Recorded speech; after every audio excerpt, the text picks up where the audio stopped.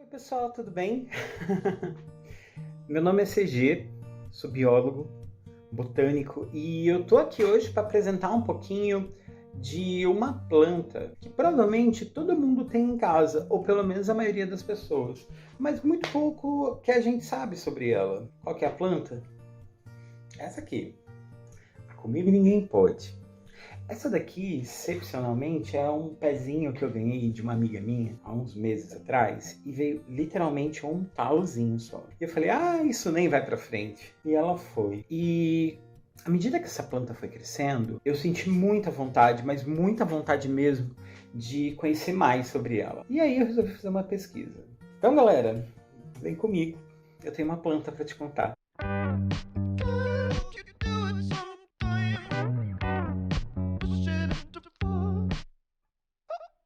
Bom, vamos começar pelo básico. Essa planta aqui, ela é brasileira também, mas na verdade você vai achar um monte de tipos dela, variedades, na região do Caribe e na América Latina, mais pro norte aí, né?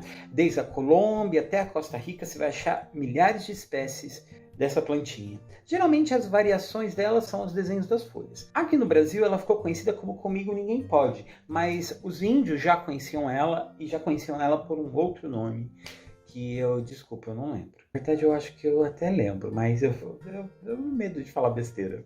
Deixa quieto. Mas enfim, essa planta ela é cheia de histórias a respeito dela, principalmente no que diz respeito à religiosidade. Vamos começar pelo básico.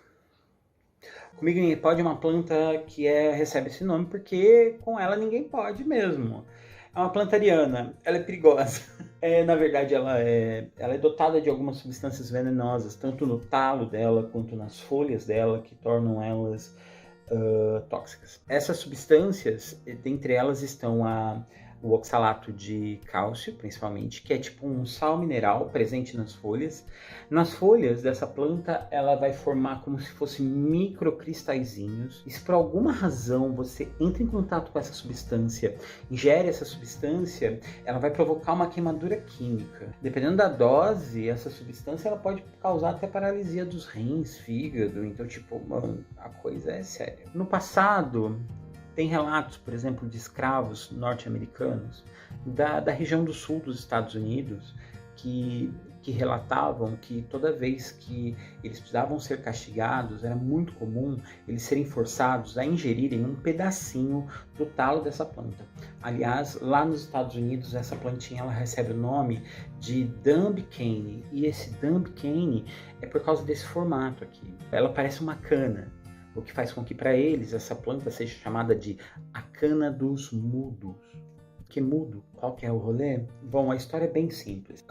Toda vez que um escravo fazia alguma arte,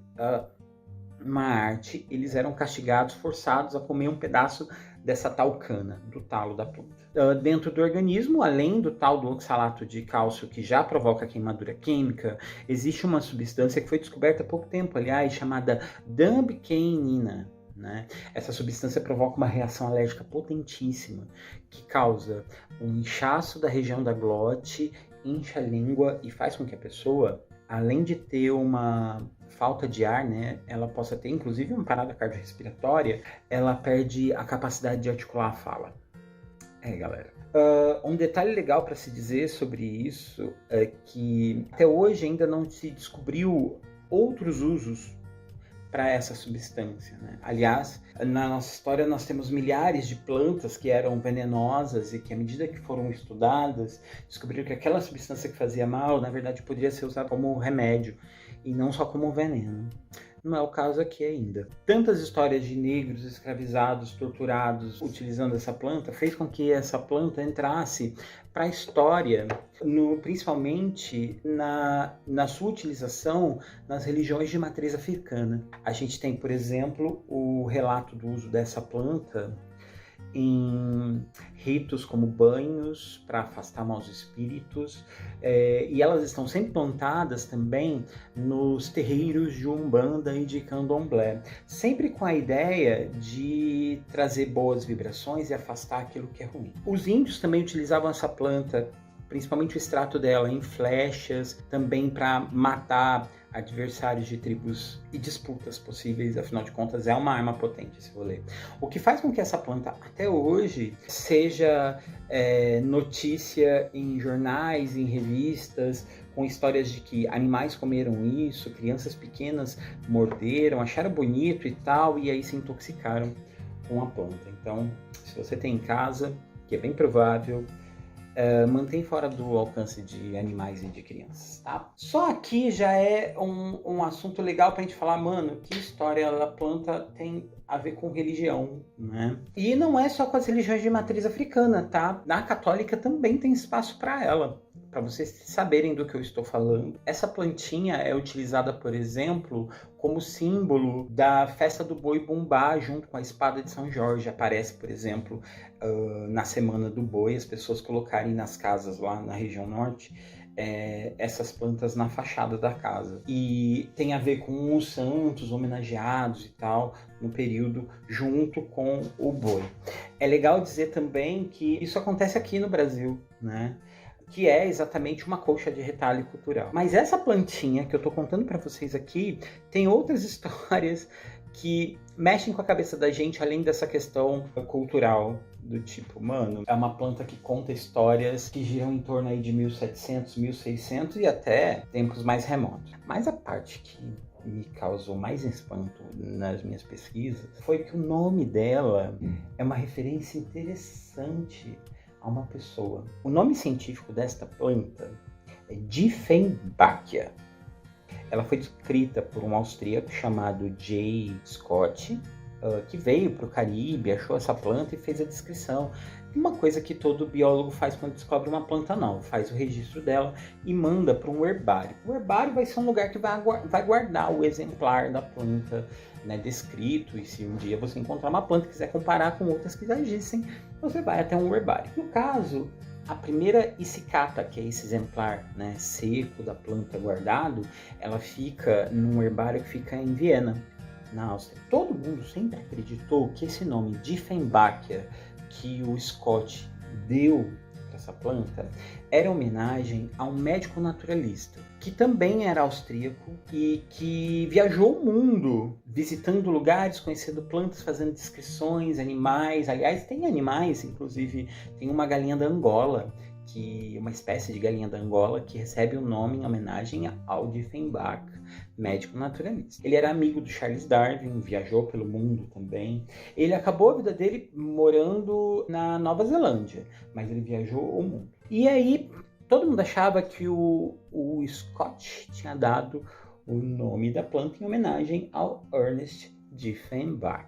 Aliás, o Dieffenbach tem relatos a respeito dele, que ele teria sido o primeiro médico a fazer, olha só que interessante, o primeiro transplante capilar. Me identifiquei com o rolê? Talvez. Bom, mas a história uma homenagem a um cara que já era famoso, médico, blá. Acabou? Aí, não, essa planta tem uma história de humildade por trás dela. Muitos anos depois que o Scott já tinha morrido, o cara que fez a descrição dessa planta, fizeram uma pergunta pro diretor do herbário, onde está o exemplar lá em Viena, da origem do nome, se era mesmo em homenagem ao Dieffenbach, médico naturalista, o cara que fez transplante de pelo em animais e que fez os primeiros transplantes capilares lá em 1700 e lá vai bolotinha. E o cara, para surpresa de todo mundo, disse não. Sim, galera, não era homenagem a alguém famoso, era algo muito mais simples. Lá no herbário de Viena, nós temos até hoje um imenso de um jardim, onde é cultivado mais diversas plantas, e inclusive nós encontramos a Dieffenbachia lá.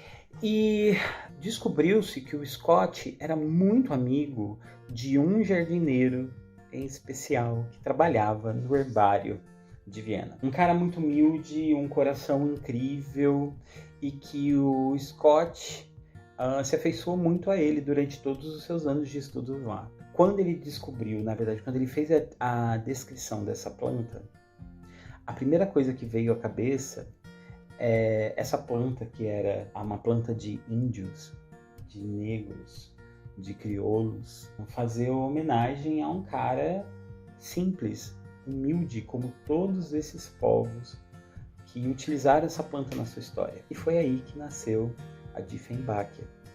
O sobrenome do jardineiro era Diefenbach também, era Joseph Diefenbach. E aí ele foi eternizado nessa plantinha, que agora, na minha casa, um espaço especial na mesa da minha sala. Dizem que ela cresce até 2 metros de altura, o que me faz pensar que logo eu vou ter que transferir ela de vaso. Se você gostou desse vídeo, ajuda esse professor a ficar um pouquinho mais conhecido. Ajuda esse biólogo a poder contar a história de outras plantas. Porque, bem da verdade, é porque a gente, toda vez que olha para uma mata, olha para um vaso, olha para uma árvore na rua, a maioria das pessoas a gente só vê lá um corpo verde. Um ser vivo que procura sol. Na verdade, tem um monte de história para contar. Essa é só uma de todas as que eu quero contar para vocês. Se você gostou, então, por favor, curta, comente, compartilhe, mostre para seus colegas e, se tudo der certo, até a próxima, porque eu ainda tenho uma planta para te contar.